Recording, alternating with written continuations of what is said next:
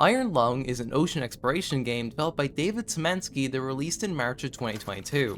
It's also a movie directed by Markiplier releasing the same day that this video is uploaded. You know, gotta ride the hype a little, you know. When the game first came out, I honestly just watched someone play it and moved on, meaning I never really absorbed what made it so special. There are so many nuances that get lost from actually playing the game to just watching it on YouTube, and that's what I want to talk about today. A million other people before me have torn this game open and basically made videos on everything there is, lore and gameplay wise. So instead, I wanted to talk about the environment, about the claustrophobia of this sub and how well it's done. It's the main thing that I hope gets adapted really well in the film, because it's the most integral part of the game for me. That sense of loneliness and isolation in a submarine that takes less than 2 seconds to traverse is something I hope is adapted masterfully. But to understand why, let's not waste any more time and dive in. First of all, let's get the story out of the way. Not for it to be an afterthought, but more for when I say things like the quiet rapture, you know what I mean. Iron Lung begins with a wall of text which explains the premise of the world. Decades ago, every star and habitable planet in the universe vanished, leaving behind only those who were on space stations or ships. This event would be known as the Quiet Rapture.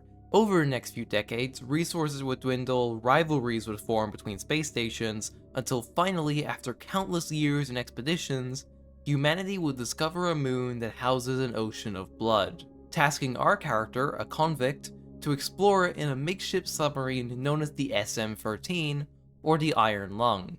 However, this vessel wasn't built to go to the depths of the ocean, so they'd need to weld it all together for it to hold. And they send us down just like that.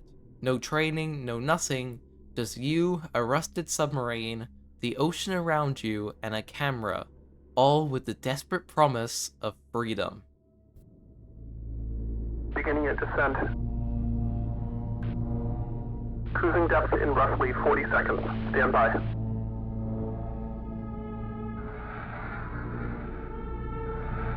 I'm seeing some voltage irregularities in the instruments, so keep an eye out for sparks or flames or anything like that. Approaching maximum depth. The hull's feeling it, but it's still holding strong. Closing port hole shielding.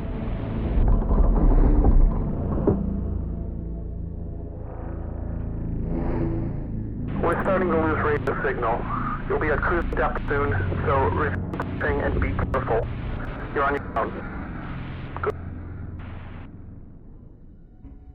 Now, cut off from the world around us, left truly alone and isolated from what little is left to humanity, we are left to our own devices. Given only a map, controls showing our current coordinates, and a button that takes a photo of whatever is in front of us. Our goal throughout the game is to document a series of predetermined landmarks at specific angles using a simple map and the ability to slowly and carefully move the submarine, forcing you to sit down and listen to all the sounds around you as you determine exactly where you are and what direction you're facing.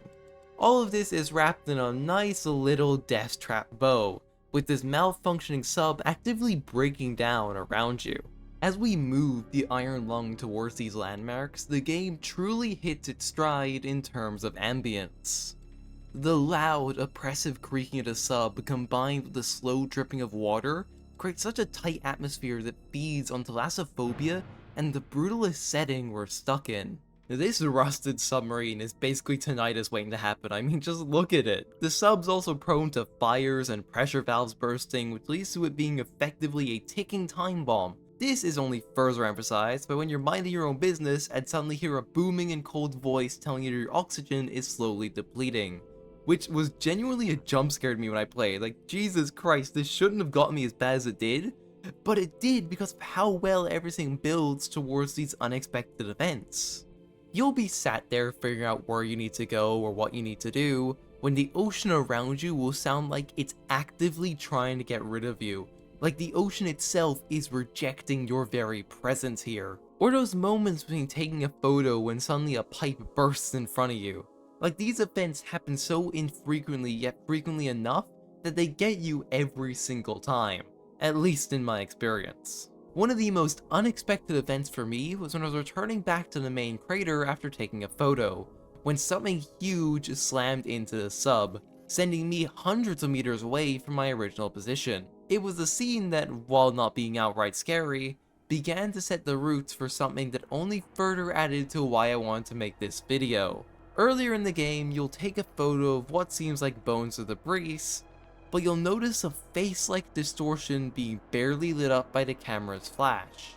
Thinking you might just be seeing things, you take another photo, only for it to be gone. It appeared and left without triggering the ship's sensors and without a single sound. To think that there's something out there, something fast enough to have gone unseen for so long, only showing up briefly in photos while also having the strength to push us hundreds of meters in a single second, is horrifying, even if it's just to speed up the gameplay. Speaking of the sensors, they play a huge part in making you feel small and fragile in this world. They pick up the tiniest of things, a branch or a wall that's miles away, and yet just barely bumping the ship next to them is enough to destroy it. This death trap of a submarine is so fragile, so insignificant in its role in protecting us, that even the tiniest collisions cause it to implode. This legal execution, something they can play off as an accident, is carefully constructed to make you, as the player, feel insignificant. And it's beautifully done. It's that feeling of not knowing what's right next to the ship, how the instruments meant to help secure you and protect you ultimately betray you. There's a saying you hear a lot about how no one can hear you scream in the vacuum of space. But I'd argue it's worse when something can hear you squirm. When some oppressive figure, when some force that's toying with you can hear how scared you are. I'd say it's better to go out in silence than give whatever is tormenting you that sense of curiosity or satisfaction.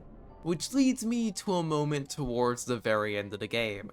And I know it's been talked about to death, hell, it's the thumbnail of this video, but I wanted to describe to you exactly how I experienced this moment, so you can understand just how well executed it was for me.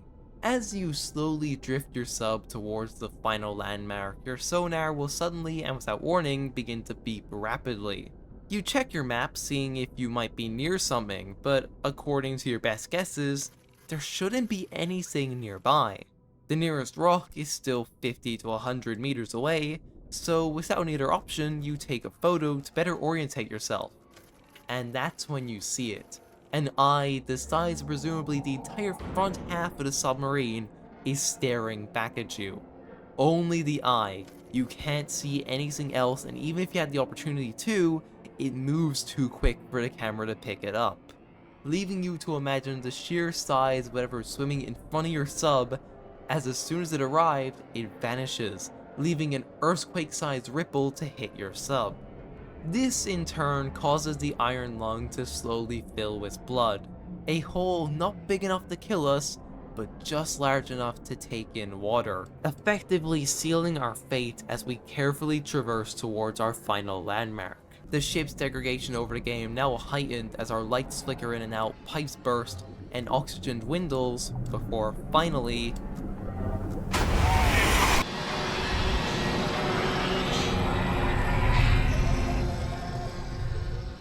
You saw that right. The ending got me so badly, I didn't even see what attacked me. It was the silence, the moment where I thought I just needed to take that last photo and be done with this, that I let my guard down. I was so desperate, so immersed, that I was caught off guard by this thing. This is how the ending is supposed to look. I somehow missed this because I was scared of the goofy anglerfish.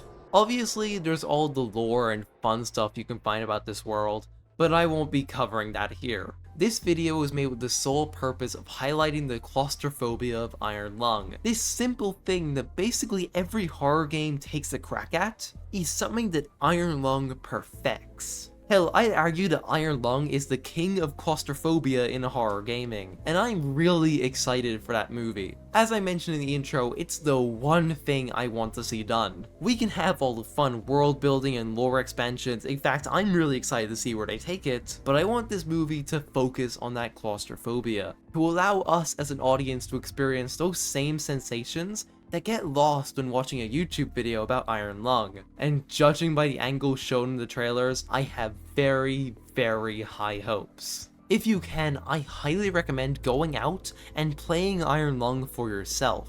Because as much as I try and string together fancy dialogue, fancy words together to help invoke this feeling for you, I don't think there's anything that can compare to actually playing Iron Lung for yourself. But with that said, that's all from me. Thank you for watching, and I'll see you in Remake next. Now, if you'll excuse me, I've got a movie to catch. Bye bye!